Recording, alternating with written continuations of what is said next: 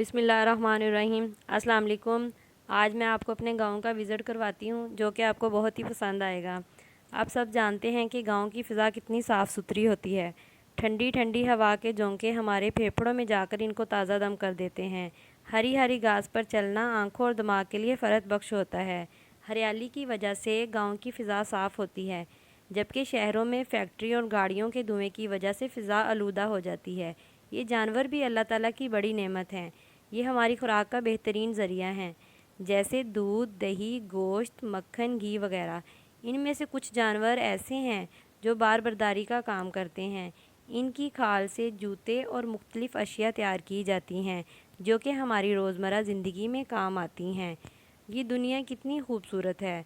सरसब्ज़ बागात हैं, दरख्तों पर परिंदे चहचहाते हैं। अल्लाह ताला ने हमारे खाने के लिए फल और सब्ज़ियाँ पैदा की हैं। दरख्त और पौधे गर्मी की शिद्दत को कम करते हैं। दरख्त हवा को साफ़ करते हैं, हवा से गर्द गुबार को ख़त्म कर देते हैं। किसान काश्तकारी करता है, अल्लाह ताला इसको मेहनत का फल देता है। इसके खेत अनाज से भर जाते हैं। ये ज़मीन हमारे लिए रिस्क पैदा करती है, तरह तरह के खेत, पौधे और दरख्त उगाती है। इस ज़मीन के अंदर बेशुमार ख़जाने मौजूद हैं जिन्हें तलाश करके इंसान इनसे फ़वाइद हासिल करता है। मिट्टी, पानी, रोशनी, हवा मिलकर हमारे लिए कैसी कैसी नेमतें पैदा करते हैं। ये सब अल्लाह ताला की नेमतें हैं। अल्लाह ताला ने हमें बेशुमार नेमतें अता की हैं, लिहाजा हम अल्लाह ताला की नेमतों का जितना भी शुक्र अदा करें वो कम है।